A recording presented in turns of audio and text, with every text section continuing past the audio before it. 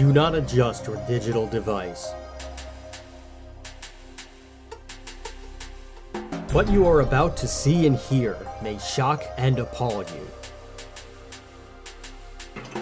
Join our hosts as they encounter countless thrills, spills, chills, and hilarity as they explore the very weirdest in pop culture. The following media is so strange, so beyond the scope of what is normal, it will make you ask the question, why does this exist?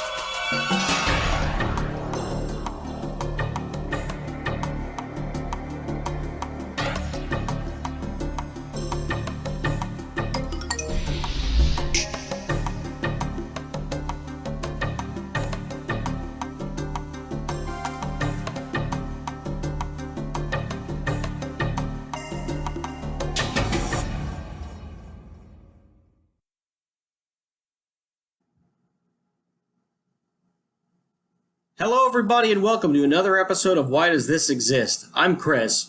And I'm Rob. And if you joined us last week, then you know what we're talking about this week. Just to refresh your brains a little bit, last week we spoke about Weird Al and the music of Weird Al, and this week we will be talking about UHF, which is a film that Weird Al was, well, it's the Weird Al movie, essentially. He wrote it and he starred in it.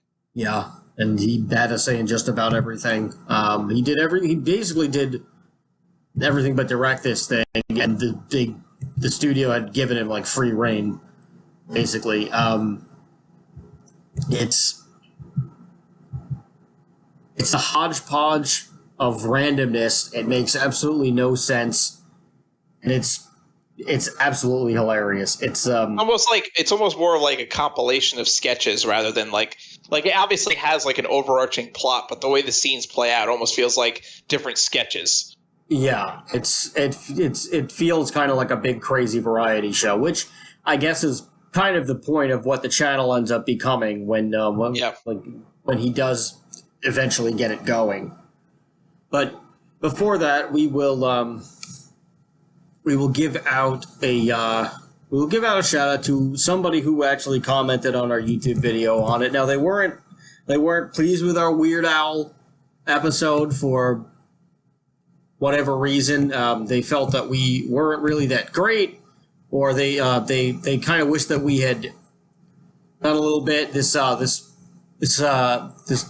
one commenter, a Zoe Tercy. So thank you for actually taking our advice and commenting. I don't know if she's liked or subscribed it, though. It doesn't sound like she's liked it. She's possibly disliked it. I'm not sure. YouTube doesn't show you that thing.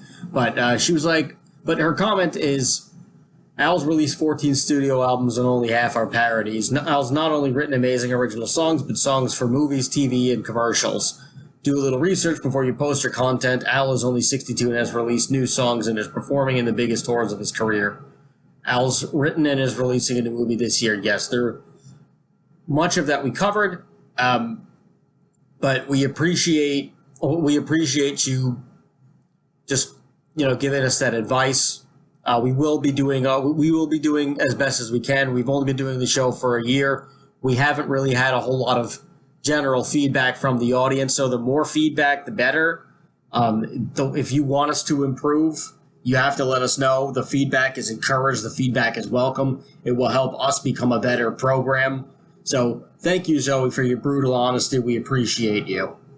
All right, let's get over to UHF.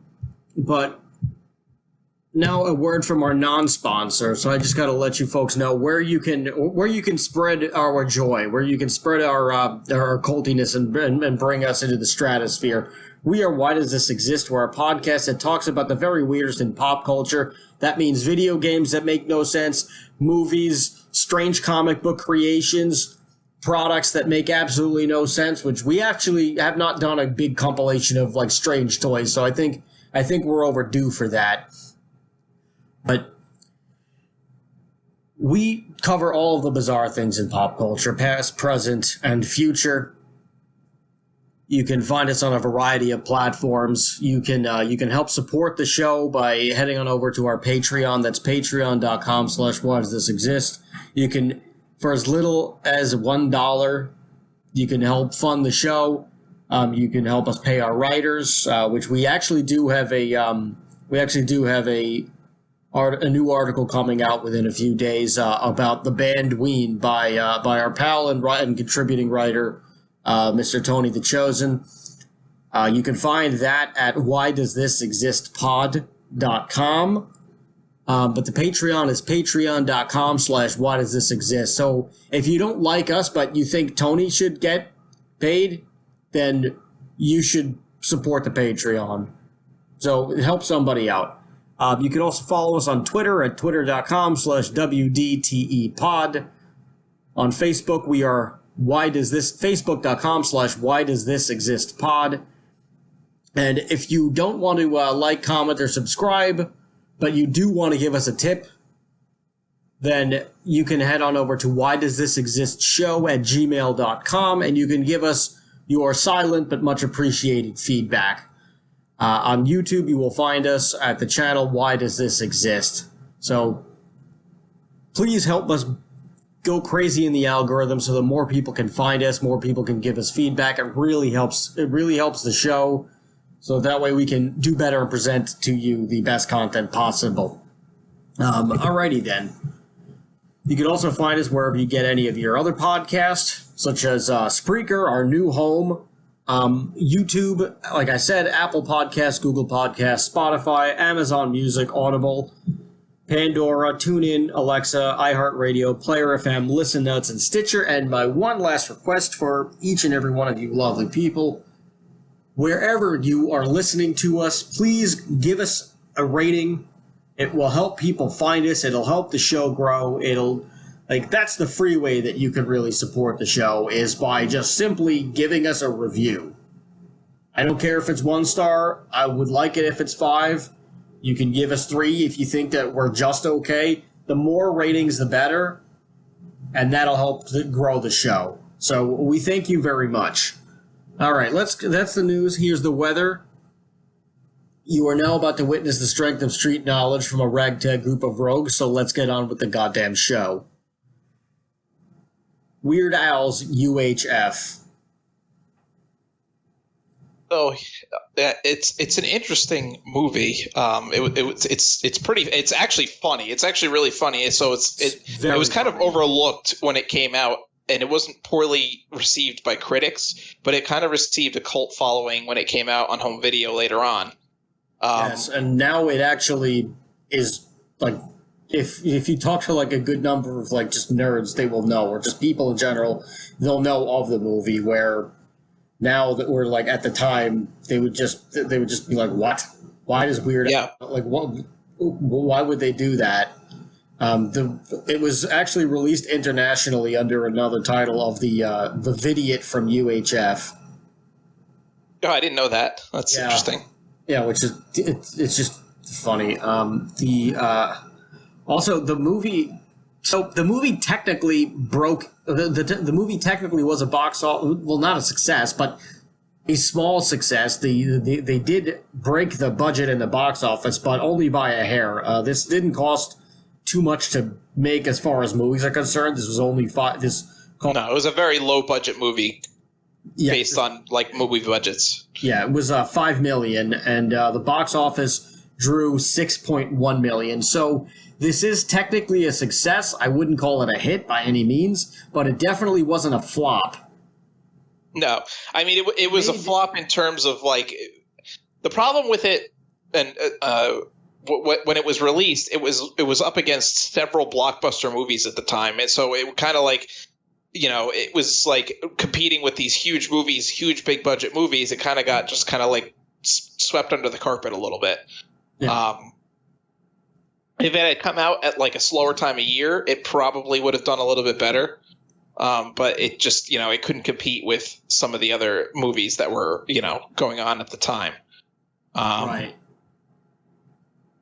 It's it's funny because it was actually a fairly good movie. It was funny, and a lot you could clearly tell how it influenced some later films, because I definitely saw how Airheads kind of took a little bit of influence from it a little bit. I felt like I saw something like that, it reminded me a lot of Airheads. So I feel that Airheads, there was some influence there.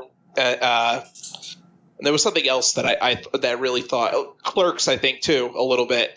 I felt kind of like a Clerks vibe with it. So I feel like maybe that Kevin Smith kind of took a little bit of inspiration from UHF. Right. Well, also, I mean, they just gave Al so much creative freedom that they just they gave him a freedom that you could pretty much only really see in an independent film or something of that nature that's low budget, which I guess that could lend itself to the Clerks vibe, and also even the cameras and everything were it didn't feel like they were the same quality cameras that competing Hollywood movies using, Yeah, it was clearly a low budget movie. You can tell. The sets weren't the greatest thing ever, but they were pretty well done. When in the beginning where the cool thing is that all of Weird Al, who he plays a character named George Newman, all of his daydream kind of sequences are actually filmed in the movie. So there's a scene in the beginning, it opens with him daydreaming that he's Indiana Jones, basically. And then there's a scene later on in the movie where he's daydreaming that he's Rambo, and it they actually film it, and you see his dream. So it's Weird Al dressed up as Rambo and Weird Al dressed up as Indiana Jones. It's so damn funny. Yeah, and he's reenacting of course the first scene from the Last Crusade, not the Last Crusade, Raiders of the Lost Ark. Where Al Indiana Jones is going into the temple, and he takes the statue off and puts the bag of sand on to stop the trap. But then he ends up triggering it. So it's basically that. It's literally just Weird Al doing that instead. And there's some jokes thrown in, obviously. It's a massive parody. For example, he's about to put the bag of sand down, and then he just says, forget it. He just throws the sand away, he just voluntarily triggers the trap. Yeah. And he starts, and he escapes the cave while the boulder is still chasing him, and it ends up chasing him around the world. Yeah. Which obviously can't happen. Yeah. But it's just so funny to see him keep going. He really keeps a good gag going throughout it. And there's just all these wacky inferences of things that happen. His aunt goes to pinch his cheek, and she really grabs it to the point where it's there's the flesh is bending, the flesh is going. Yeah, they prosthetic. Almost like a friggin' trauma film or something, where his cheek is gonna get ripped off almost, it's it's just his cheek is made of rubber, basically. Yeah, they do a lot of cartoon gags in there and a lot of calamity, and I have to say it's very much a Weird Al movie. You could tell Weird Al's influence was in the movie. It's almost an hour and a half long Weird Al song, but with on film. And obviously, and there is, he did obviously the soundtrack for it too. So there's Weird Al songs as the soundtrack. Right. And the soundtrack for this is interesting actually, because it not only has those, it not only has the Weird Al songs that he recorded, but there's a ton of, because it's a TV station essentially. We'll get to the plot in a moment, but there are a bunch of wacky, ridiculous commercials that are thrown in. Yes. 0 sense, movie trailers for Gandhi 2, except Gandhi is an action star, so it's a Lethal Weapon but with Gandhi. Yeah. And that's absurd in itself. It's all kinds of this crazy absurdist humor for the commercials, and on the soundtrack they threw the commercials in there as well. Yeah, and there's one I think where Al is watching the Beverly Hillbillies, and he starts daydreaming. I don't know if he falls asleep watching it or he's daydreaming, but he goes into the song "Money for Nothing" by Dire Straits, except it's about the Beverly Hillbillies, and of course it's it's a Weird Al parody of that song. So it's it's and they actually did the music video for money for nothing. What, like the 3D graphics and like, like it goes and that, to them playing guitar and stuff like that on stage with the like, the weird like rotoscoped friggin' like lights all over and stuff all over the guitars. Right. So it's it's funny because it's like, like I said before, it's almost like watching like a sketch comedy show where all these little scenes are kind of pieced together as like separate little sketches, but then it like forms an overarching plot. Which I guess we could talk about the plot a little bit. Yeah, well, basically, first, go ahead. Do you want to tell the people what UHF actually is? Oh, yeah. So UHF stands for ultra high frequency, which is it's a range between 300 megahertz and 3 gigahertz. And the reason why this film is called UHF is because Al takes over. He ends up taking over a UHF television station. Now, in the 80s and 90s, low budget, like often public television stations, like basically public access programming were broadcast in UHF because it was like kind of cheap and the quality wasn't great and no one would care because barely anyone watched public television anyway. Think of in the tri-state area in like the 90s, early 2000s, we had something called Bobcat TV, which I remember just scrolling through the channels, and there was usually either something like religious on or like a local court case that was being broadcast on there. Yeah. But I didn't stick around very long, so I couldn't tell you what else was on it. Yeah, and so UHF is also not very good in terms of reception. Like it needs line of sight, so like that's why it's often only these little local stations that you would only get like if you lived close by the station or like or in the same town or a couple towns over.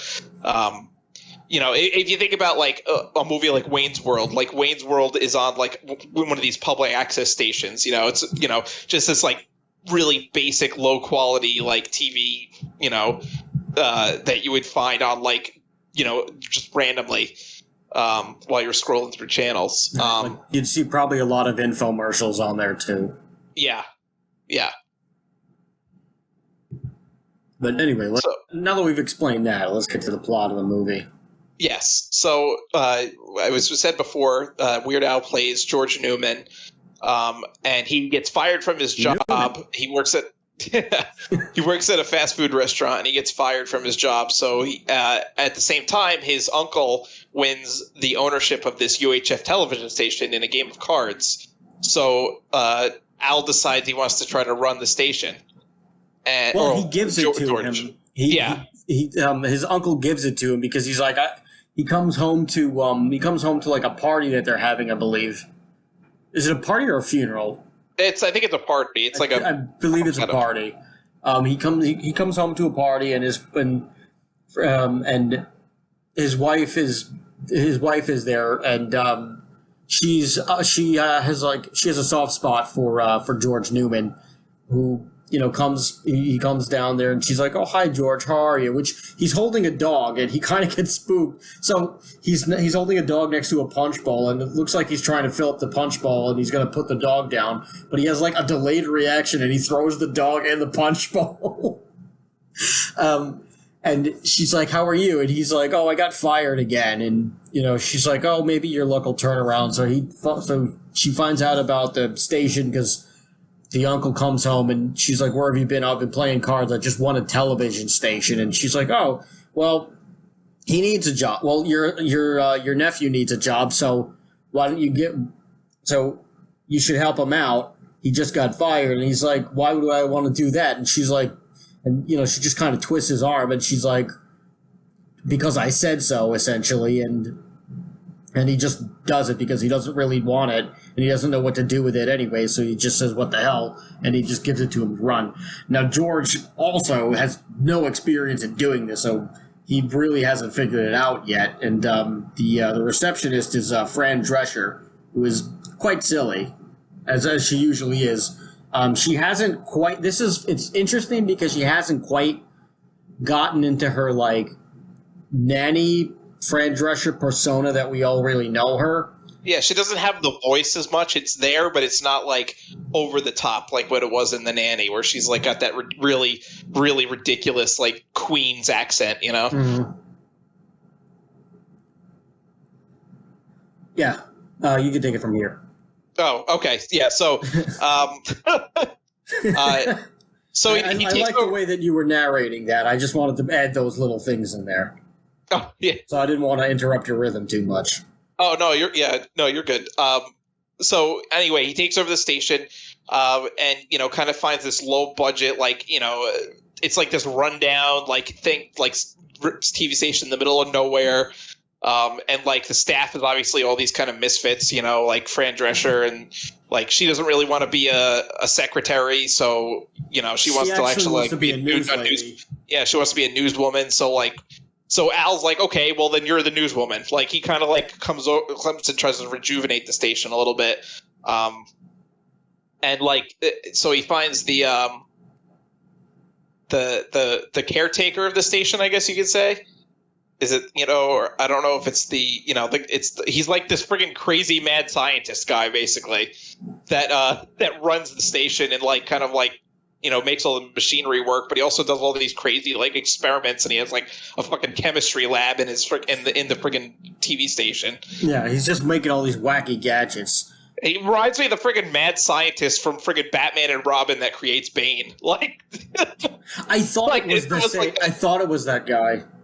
I wonder if it is that guy. I don't know if it's the same actor, but it reminds me of that too. Yeah. Yeah, he's very much like that. Like it's just like this crazy guy with his crazy hair. Mm-hmm. And the reason that Al is trying to, or George, I should say, George and his friend Bob, who also worked at the burger place and also got fired. He just goes, "Hey, do you want a job?" And he's like, "Well, I don't have one, so sure." So like this, so they throw it. But when they get to the station, they realize that the station is like bankrupt, basically, and they're just It doesn't have any actual TV shows on it. Yeah, they're just showing reruns of old shows, basically. Right. So Al decides he wants to kind of like rejuvenate the station a little bit. At the same time, they get a package that was supposed to be delivered to Channel 62, which is like the main like regular TV station, local TV station, like that kind of like does all the like local news and all that. It's basically like the big the big bad guy TV station that's like the big corporate America kind of thing. So Al decides he's like, oh well, I'll bring it to them because I want to like kind of like take a look at the competition and like say introduce myself. And of course they like friggin' the CEO is like a huge douchebag and he treats them like shit and like basically like throws them out. Yes, the evil R.J. Fletcher. Yes. Played quite brilliantly by Kevin McCarthy, who was the same guy in many roles. He was like a big like bad guy in a lot of the 80s movies. Yeah. So on his way out, Al runs into the former janitor of the station, who also just got fired, named Stanley Spadowski, played by Michael Richards, a very young Michael Richards before Seinfeld, of course. And classic Michael Richards, like he has all the slapstick and the method acting that you expect from Kramer. Except he's got like these ridiculous like false teeth on that make him look like he has buck teeth. It's pretty hilarious. Mm-hmm. But he's basically playing classic Michael Richards character. He's like kind of like a bumbling like doofus. And he like very much like I said, the slapstick comedy, like body comedy. Using it. It's like a lot of slips and falls and like hurting himself and that kind of thing. Right, but he completely steals the show in that movie. He's just so ridiculous, and he never stops. Everything he does in that movie is just hilarious. Yeah. So they start to kind of make their own TV shows now. They have this whole like cast of misfits that kind of work here, and they were like, well, you know what, let's start making our own TV shows and compete. And they just basically give anybody who wants it, they'll just give them whatever show they want, which range from like a campy like children's show, but that George tries to do, which is called Uncle Nutsy's Clubhouse, which none of the kids care about it at all, to something completely absurd as they actually get Dana from the Goonies. He's like a martial arts instructor. And, and they just like give him a random game show called Wheel of Fish, where it's a literal wheel of fish, and he just hits these people with the fish that they pick that the wheel ends up spinning on, and he just calls them stupid. Like his whole thing is he's just calling everybody stupid throughout the whole film.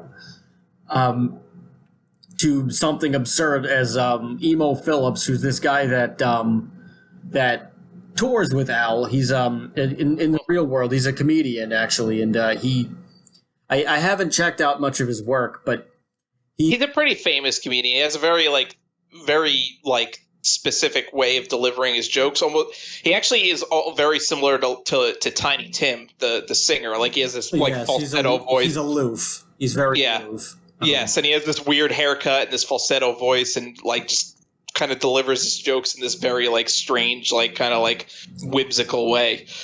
Right, but anyway, he has a show for a brief time, and he ends up sawing his thumb off on TV, almost in the Julia Childs Dan Aykroyd sketch on Saturday Night. Oh yeah. Where he cuts open he slices his hand open and it's bleeding everywhere, and the thumb is gone on a buzzsaw, and he's just bleeding out the entire time, just trying to not acknowledge it and carry on with the program. It's to something even more absurd as Raoul's Wild Life or something of that nature, where it's just this crazy Spanish guy who just has a whole menagerie in his tiny apartment, and it's just him just grabbing random animals out of the cages and just showing them the camera and just trying to talk about them, but he doesn't really know what he's talking about. And then the segment ends with him saying, "All right, now here's what I do every Tuesday. This is the part of the day where I teach my poodles to fly," and he just starts throwing poodles out the window, and he's like, sometimes they don't really do it right away, and it cuts to the shot outside of his apartment, and it's just a pile of dead poodles, which is horrible, but it's really funny. Actually, the guy who was Raoul, this is actually kind of sad. His name was Trinidad Silva. He performed most of his scenes, but he was supposed to come back for a scene towards the end of the movie, which they ended up doing a telethon, and he was supposed to be there, but he didn't film those scenes because he unfortunately died in a car accident while the movie was being filmed. The filmmakers were all distraught and very upset about it, obviously, and they dedicated the film to Silva, and two, in some instances, like The Crow, when Brandon Lee died, they had used a stunt double to film the remaining sequences, and they had just superimposed his face onto him and didn't really have any dialogue, where they could using a body double of something like that, if in these instances where somebody's hurt or passes or something, to just for the sake of finishing the film, they chose not to do a body double, and they just dropped his appearances from the rest of the movie, which I think is actually a very I think it was the right thing to do, and it sucks that happened, but I think that they made the right decision to just, let's just move on and dedicate the film to him, because this is just too painful, so I have to commend them for that. Yeah. But, anywho, there's a bunch of weird shows in there that they're just giving to anybody, and it turns out that, Kramer's character, Kramer, Michael Richards, the janitor, Stanley Spadowski, he works for R.J. Fletcher on Channel 68, and they just don't like him. They fire him. They also take his beloved mop, Yes. him, and he's completely disheveled over it. George gives him a new mop and he gives him a job at the station, and he ends up actually saving the station because he basically like has him take over for him during like an Uncle Nutsy's Clubhouse segment, and gives it to him, and he just starts going crazy, and the kids love him, and the station starts getting popular because of the Stanley Spadowski show. Yeah, it starts to rival their ratings start to rival those of the big station Channel 62, or Channel 8 rather. So they're like, RJ's like starting to get like pretty mad about that, and he finds out that that George's uncle Harvey owns the station, but also owes his bookie $75,000. Of course he does. His uncle is a degenerate gambler. If in case you figured it out. Yeah. Yes, his uncle is absolutely a degenerate gambler, and so he offers to pay the debt off in exchange for the deed to the UHF station. So then George decides to host a telethon to sell stock in the station, which would so they could raise the money and also make it publicly owned, so it can't be shut down or bought out. So RJ sends his like henchmen to kidnap Stanley, and the head of the henchmen, interestingly, is David Proval, who would go on to star in films such as Shawshank Redemption. Well, not star, but he was a smaller role in Shawshank Redemption, and also starred as Richie Aprile in The Sopranos. So that's a very again another young actor that became way bigger after this movie. So, David Proval's classic, is great at playing the classic, like, tough guy kind of characters. So he really, he really does a great job as, like, basically, like, almost like the mafia henchman in this, in this film. It's really funny because you have a collection of comedians and serious actors. Yes. But neither of them are trying to do the same thing. Like, the comedians are trying to ham it up and be as funny as possible, and the serious actors are trying to be serious. Yeah. It actually has a really funny and unique contrast to it, where, like, it's not even like we're all in the scene and let's do our best. It's just, they're just playing off of each other, and it makes the serious acting that much funnier because it's just such a stark contrast to the other side of things. Yes. And I wouldn't be surprised if Michael Richards ad-libbed a good portion of what he did in the movie, because with the way that he acts, like, you have to see this, but the way that he acts in this movie, there's no way that these were directions or instructions. Yes. Even some of these lines, I'm sure, just... Well, I mean, you look at it... You look at it this way. George Newman, Weird Al's character, is supposed to be the straight man. Now, Weird Al and his crazy, like, the way he is and, how he's weird and that's just how he is, he's the straight man in this movie with, like, all these other... like, so that really just goes to show how, like, over the top the rest of the characters are, because Weird Al plays the straight man. He's kind of like, he's a little like wacky and whimsical and stuff, but it's like compared to like some of the other guys and their antics, it's like, well, okay, you can see Weird Al really is the straight man here. Yeah, like nobody is more over the top than Michael Richards, which the role Stanley Spadowski was actually written for him, and like it was written with him in mind, because Weird Al was like, he actually really enjoyed his stand-up comedy, and he used to be on the show Fridays, where he was a regular, and I think that was one of the things where Jerry Seinfeld and Larry David decided to get him when the producers of Seinfeld were telling them that they needed to add a really crazy neighbor or something. Yeah. So they decided that they wanted to get him, but he also had considered reaching out to Christopher Lloyd because there was a show called Taxi that a lot of stars were actually on, and it was, yeah, of course. There was Billy Crystal on there. You had Christopher Lloyd, of course. You had Andy Kaufman, which that was pretty much the thing, like one of the things that really jump started. That really jump started Andy Kaufman's career. Yes. And Tony Danza, Danny DeVito, it's incredible the collection of stars that you had on that show. And I've never seen an episode of Taxi.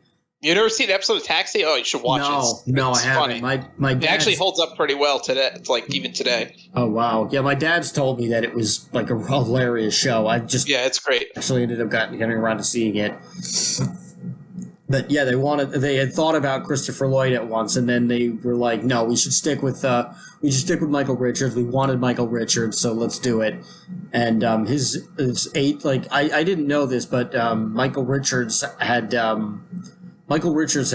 gone through a bout or two of Bell's palsy in his day, which I didn't know that he had. Oh, I didn't know that either. I didn't know that he had health issues like this, but his agents initially were trying to keep him out of the role because he was going through a Bell's palsy bout. And when they reached him out, he just said, "No, I'll do it." He just went right in there, and they were like, "Yes, this is the guy." I'm glad we went with our gut and everything. They also had Victoria Jackson as George's girlfriend in the movie. She did Saturday Night Live for a couple of seasons during the Adam Sandler days, but I don't know what else she's really done.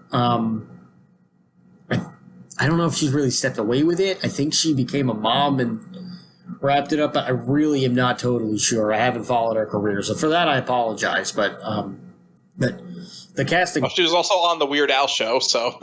Oh yeah. So yeah, they put her in there. She's got a couple of lines. Her character is really not that significant to the plot, except she's just George's girlfriend, and George tends to neglect her over trying to get the station to work, and she doesn't quite understand. So there's just kind of that dynamic there. Yes, but Michael Richards steals the show, and so does Kevin McCarthy for R.J. Which they wanted him. He was kind of like Leslie Nielsen, where he was a serious actor in the 50s, 60s, 40s, and everything, and in the later stages of their careers now, they were doing a lot more satire.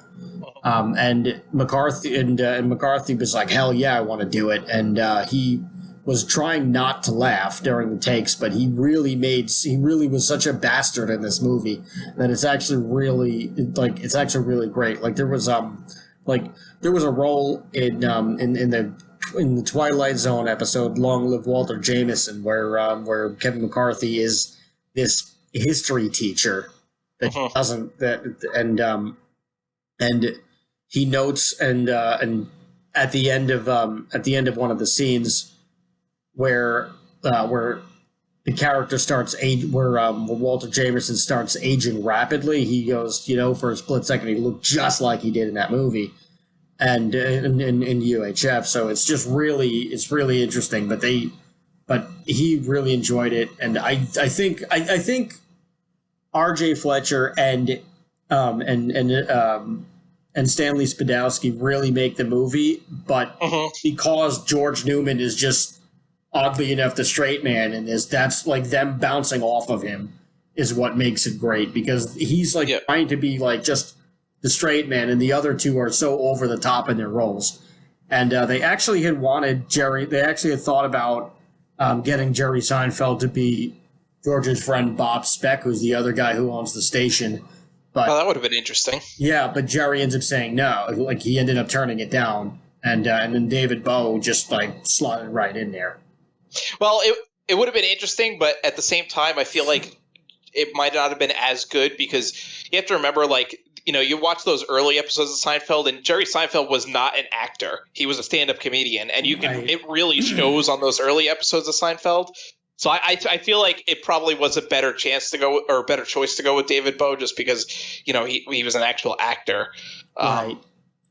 But also another funny thing. So Ginger Baker of Cream, the rock band, Sunshine of Your Love, etc., Eric Clapton and everything.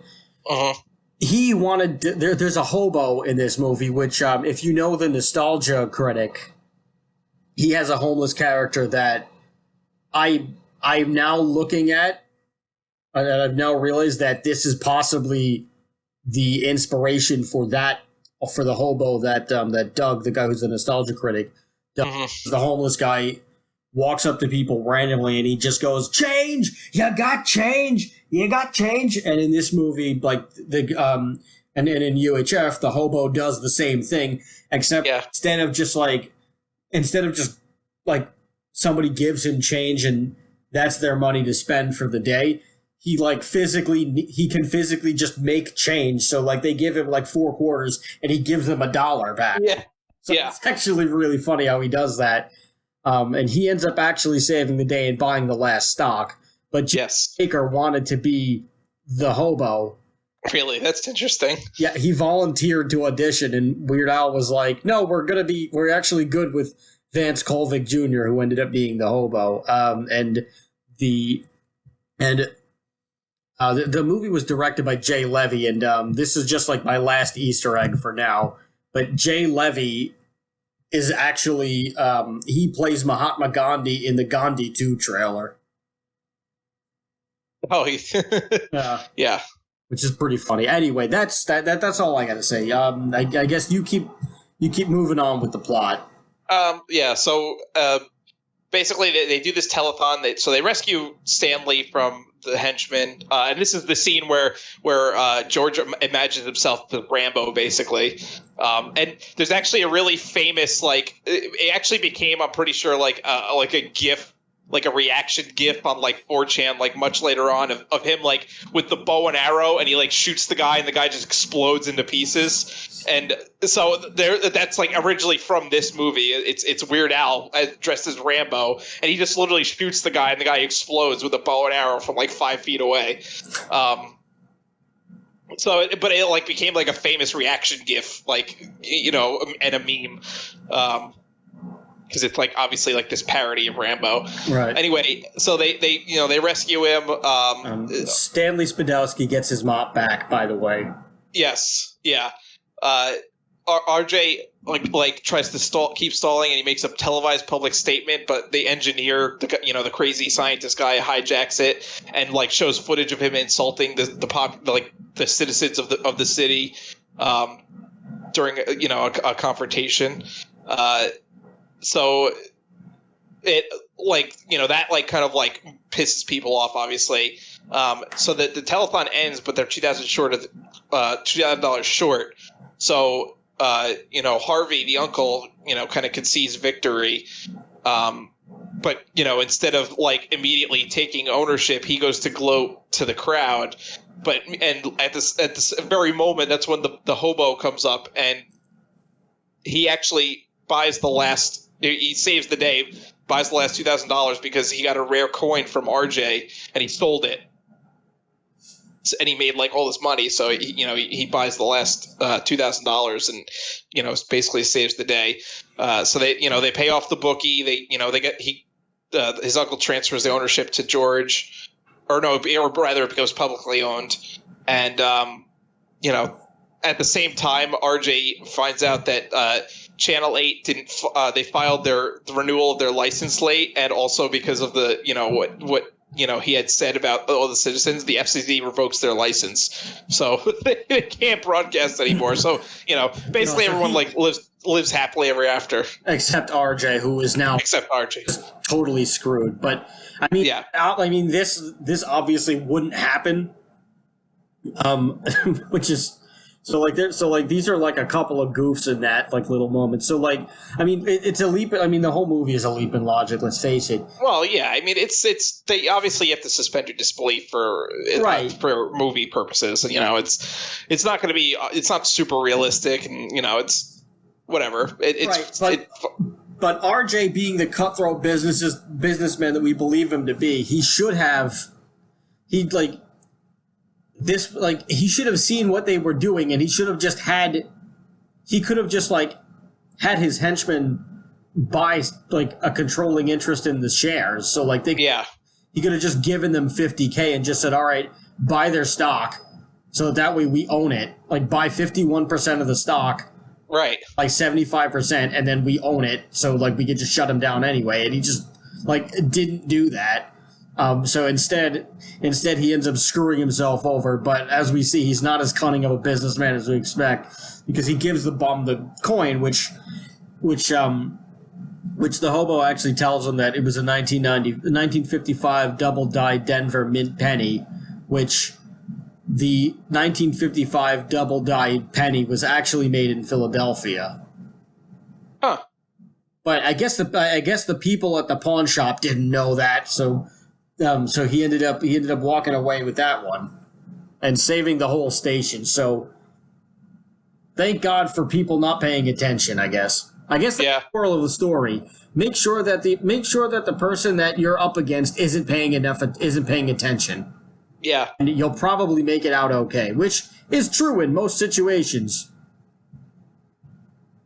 I want to, like, I had mentioned this before about, like, how UHF is kind of influenced, but it really, I think there's a lot of influence in Wayne's World, the first Wayne's World movie, in that, there's a lot of similarities and crossover, except rather than, them competing with a big station, they get bought by this, or they get sponsored by Noah's Arcade and get all this, like, but in the end, they end up going back to the basement, and then, like, everybody, I don't know, I guess, like, the ending is kind of like, like, happily ever after ending and stuff, and, the big corporate guy loses kind of thing, it's very, so I'm also wondering if Wayne's World took some influence from UHF, too.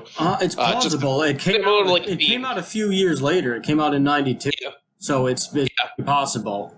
Well, I mean, Wayne's World had been on SNL too, also. Right, but I mean, the plot of the film, like, right. But I don't know when the actual original SNL sketch started. If it was already going on when the movie came out, or if it had been like a year or two later. I'm not sure. I'm trying to get a read on that, but I don't have a time frame on when they started the sketch. Actually, here we go. 1987. Okay, so Wayne's World had been out. Well, it was. Well, I mean, that was like the first. The sketch, the sketch had been out. It was just called a segment called Wayne's Power Minute, and then on like something. Actually, not on SNL. It was there was a segment called Wayne's Power Minute on this CBC series called the Canadian Broadcasting Company called It's Only Rock and Roll, and like this, like Mike Myers had like eventually brought this into SNL, the 1988-1989 season. So around the same time was when the Wayne's World sketch first started appearing, actually. Yeah. Which would make sense if the plot ended up, like, if they saw UHF and they thought, oh man, like maybe we could borrow something from there. Like, I'm thinking there might be some influence there. I could see some overlap. I feel like Mike Myers is probably knew Weird Al. Oh, I'm sure. I mean, they're all comedians, so I'm sure that they to go see. I'm sure they all saw this. Yes. Well, and also, obviously, you had what's her face, Victoria Jackson playing Terry Gamble, and she was also on SNL at the time. So, obviously, there's that connection there too. Right. I mean, they even might have gone to like see the movie because she was in it. Yeah. But I mean, it's a funny movie. It's sad that it got kind of overlooked at the time. It's good that there was a cult following now, and it's it's kind of like actually, I think it ended up being like when it came out on video, it got so hard to find the videos that like it became like almost like a collector's item. Like copies were like pretty rare and expensive, and eventually, I think it was like re-released on DVD, and that kind of like in 2014, they released it on Blu-ray and DVD. Well, it was originally released in 2002 by MGM, on DVD. That's right. Yes, by MGM. And it became a top 10 bestseller on the week it was released. So, it was still going strong 10 years later, basically, or more than 10 years later. And, it's good. It's available on YouTube now. So if anybody listening wants to watch it, you can watch it with ads on YouTube for free. And I recommend it. It's a funny movie. It's obviously it's low budget, so you have to kind of take that into account. But you know what? There's plenty of movies that are worse that are in terms of like budget that are still great. I mean, look at Clerks, which is had like a tiny budget and it's still a great movie. So UHF is very much on that level, like low budget comedy movie with like kind of like some smaller actors and like a lot of actors that before they really hit their stride and became huge. And it's just funny. It's got a lot of like silly, over the top scenes. It's a lot of kind of non sequitur humor and some surrealist humor, which again, I think I've said this before. It's like that's one of my favorite types of comedy. And it's funny seeing Weird Al play the straight man, because he is a little wacky in the movie, but like compared to the other characters that are just so over the top, it makes sense. Yeah, I agree. Now, Weird Al has talked about a possible sequel, but he never actually like tried to do it, which is funny. But he was just kind of like basically, long story short, is like I thought about it, but I'm not going to do it. He said he said that it was and I quote, a product of its era, and comedy has changed so much over the decades. But also it's. Like, it is what it is, and there's no reason to actually do it. It'd be hard to do it now because, UHF doesn't exist anymore. Well, I don't know if it does. There might be a UHF station still out there, but it's kind of dated now. Kansas or some other godforsaken place. Yeah. Yeah, some small, tiny little town somewhere, like in the Midwest, maybe still has a UHF station, but I think it's exceedingly rare to find one now.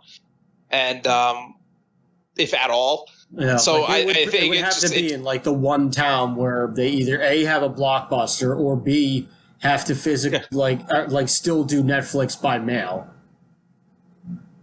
The only thing I could actually say if it would work if like they somehow changed it to be like like they were streaming on like YouTube or something similar to that, like maybe like they want to come up with like a website for hosting videos to compete with YouTube, and YouTube is like the big, or something similar to YouTube is like the big like corporate like enemy, But yeah, even then, I don't know. Be the way to do it. Yeah, but even then, I don't. It would be hard. Then it's like it's not UHF anymore because they're placing it in this time, so it really wouldn't work with a sequel. I don't think. I think Weird Al's right there. Yeah, I think he's got a point. Unless he tried to make it a direct sequel to it, which a lot of companies do now, which I don't like. Actually, I really don't like it. Yeah, I don't like when they make a direct sequel like 20 years later because it's like makes no sense. Like coming to America. In this case, it's like 30 or almost 30. Was it 33 years later? 34 years later? Yeah, something like that. Yeah, it doesn't work because the actors have aged and like it doesn't really make sense to make a direct sequel. It would have to be something different.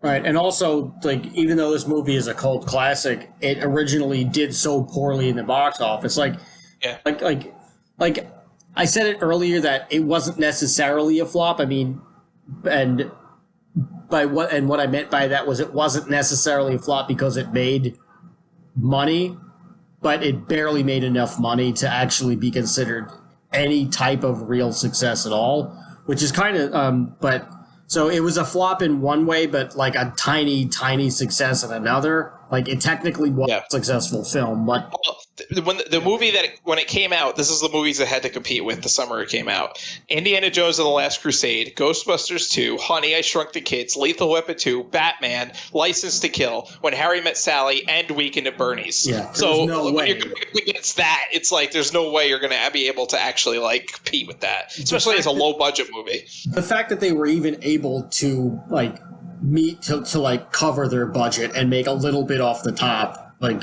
is a miracle in itself with that lineup. But like all the bad feedback just kind of like weighed in on Weird Al, which it left him in like a career slump for about 3 years. Yep. And he had a lot of trouble with, like, he didn't go into like a financial trouble or anything, but he was just like, just kind of like, he was stressed out because he was like, what happened? Like, this failed. Yeah. What about my career? Is my career over? And when Nirvana when Nirvana exploded and he did the "Smells Like Nirvana" song, and he did his "Off the Deep End" album, that officially broke the slump. Yeah. But yeah, it's really interesting because this like art kind of imitated life in this aspect too. So the company that had produced this was called Cinecorp, and the distributor was Orion Pictures, and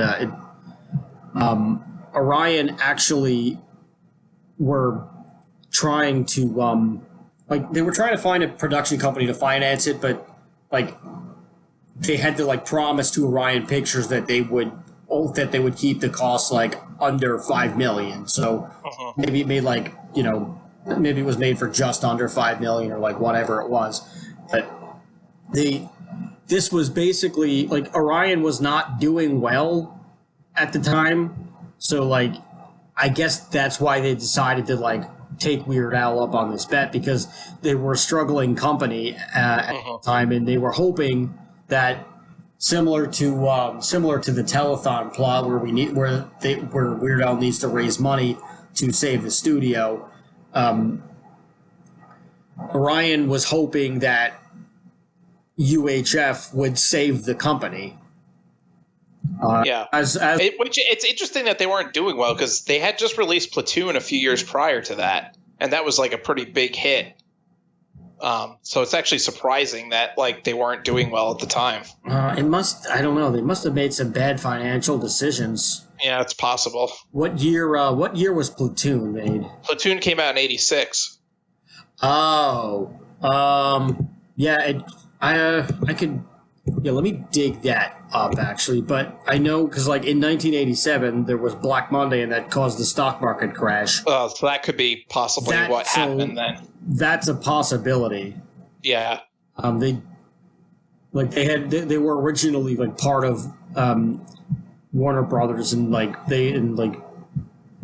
they are now owned by MGM, but they had gone through like bankruptcy. They like filed for bankruptcy in 91 through like 95. They just had like a bad string of things, and they also could have lost money in like in the stock market. And I don't know the whole extent of things, but it okay, yeah, bad. There was the first Terminator and RoboCop also. Yeah, they did well at first, and then Amadeus. Yeah, they did have some pretty big hits, blockbuster movies. They had Platoon, Dances with Wolves, Silence of the Lambs, the original Addams Family movie, First Blood. That came out in '82 though, so that was a while. Bill and Ted's Excellent Adventure came out in '89. So I mean. They probably, I'm sure they were hurting at the time, but I think there must have been some kind of other mismanagement going on, because it's not like they were producing nothing but flops. They were putting out some pretty big blockbuster movies that were making money. So I mean, '89, which obviously was the year that Weird Al that UHF came out. They had like a bunch. They had like a string of bad movies too, which put them in. But they also had Bill and Ted, so yeah, that was. That might have been the saving grace of that, but they had the Great Balls of Fire, the Jerry Lee Lewis biography, this movie called She Devil with Meryl Streep and Roseanne Barr, which is kind of weird, actually, in general. Why would you? Yeah, that sounds like an interesting. I don't know why you would put them together at all. That is a weird something called Speed Zone, and some adaptation of some other movie of like some book. Which the weird thing about why UHF flopped was the test screenings were really well. Yes. It's again, like I said before, like it got some bad reviews, and it was also up against a ridiculous amount of other blockbusters at the time. So that's like, I guess 1989 was a really big year for movies, blockbuster movies, and it just couldn't compete. And especially, you get one bad review that puts a bad taste in people's mouths, and how often does that happen where like films that are great films get like a bad review and people don't see it, and then it ends up like flopping even though it's a good movie? I mean, like how many John Carpenter movies became cult classics because they did poorly at the box office, but then like when they were released on home video, people were like, holy shit, this is actually a really good movie. And you look at a movie like Big Trouble in Little China, which did not do very well at the box office, but when it was released on home video, it exploded. And a movie like Escape from New York is another one, didn't do great at the box office, but when it was released on video, it became like a cult classic. And, I think UHF is in the same situation where it got one bad review or a couple bad reviews that people are like, oh, I don't want to see this now, even though it tested well with test audiences. And this was also the day and age where where everybody really listened to the big critics, and the big critics were like Siskel and Ebert, who were the most famous critics of all time. And they're kind of cynical and don't like silly kind of movies like this, Yeah, they only liked masterpieces, and anything else did they panned. Yeah, there's a reason why Roland Emmerich put them, made the mayor and his assistant in Godzilla, the 1998 Godzilla movie, friggin' Siskel and Ebert, because he hated them because they always trashed his films. So he made them like these two idiots in that movie, basically. I didn't know that. That's funny. Yeah, the mayor and his assistant are based off of Siskel and Ebert because he was pissed off at them, and they're and the mayor's an asshole, and the assistant is a friggin' just a bumbling idiot that just kowtows to him. That's great. Yeah. So I mean, not to say whatever Siskel and Ebert were what they were. They obviously they appreciated films, but sometimes you gotta watch just a stupid, silly movie. There's nothing wrong with that. And I think that's a lot of critics get that wrong. They think, oh well, no, every movie has to be friggin' on the level of Shawshank Redemption. There can't ever be something stupid and silly. It's but stupid and silly films. Sometimes you just want to shut your brain off and watch something dumb. Like a movie like Con Air. That movie is awful, but I love to watch it. I love to just sit there and turn my brain off for an hour and a half and watch it. Exactly.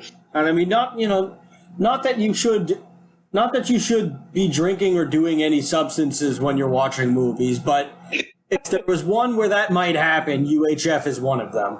Yeah, definitely. You could definitely turn this into a drinking game.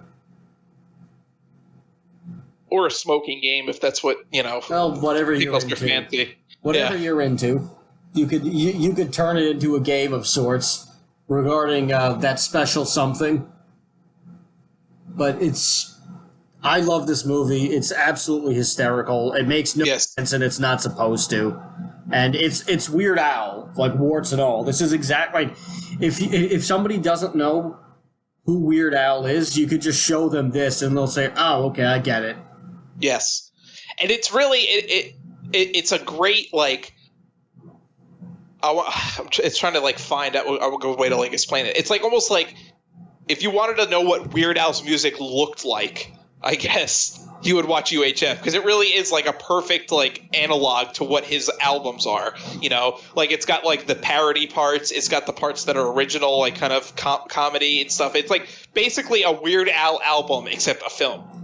You know, it's got the polka thrown in there. Like it is 100% Weird Al. It is as Weird Al as you can get, basically. Yeah, I think that sums up quite nicely. All right, do we have anything else on this? I think that's it. Alrighty then. UHF, watch the movie. Thank you for listening. Thank you for listening. Thank you for catching up. Yep. Thank you for hanging out. Thank you for sticking by. If you are Zoe Tercy, thank you for the feedback on the previous episode.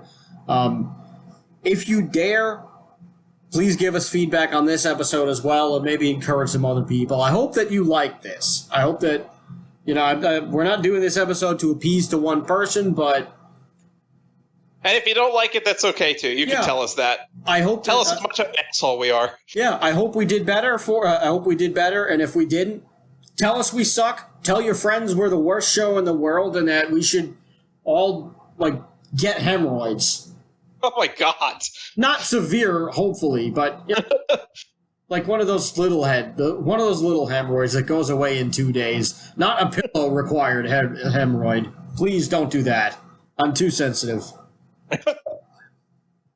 But thanks everybody for sticking around. If you're going to our YouTube channel, thank you. We're trying to update some clips every now and then from past episodes of the show.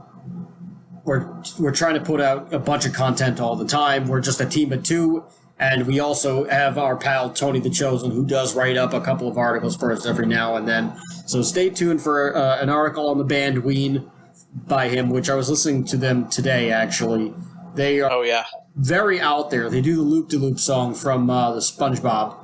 And Ocean Man, of course. Yes, so it might be good to do an episode on them one day, and we'll get Tony on, because he's actually seen these guys. So that's awesome. Yeah, part of his article is about his experience seeing them. So stay tuned.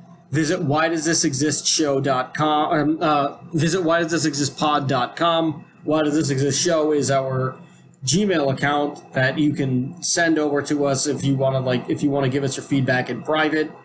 Otherwise, subscribe, all those good things to our YouTube channel. And please help support us on Patreon, patreon.com/whydoesthisexist. We appreciate each and every one of you. Thank you for sticking around. And, I'm just very humbled by each and every one of you. So thank you for listening. Tell your friends. Please rate us wherever you get your podcasts. And for the love of God, go listen to Weird Al. Go watch Jeff. Just have a great time. Make sure you support Weird Al on tour this year, because it's going to be big, baby. Oh, yeah. All right. I've been Chris. And I've been Rob. And this has been Why Does This Exist? Remember, question everything. Good night, everybody.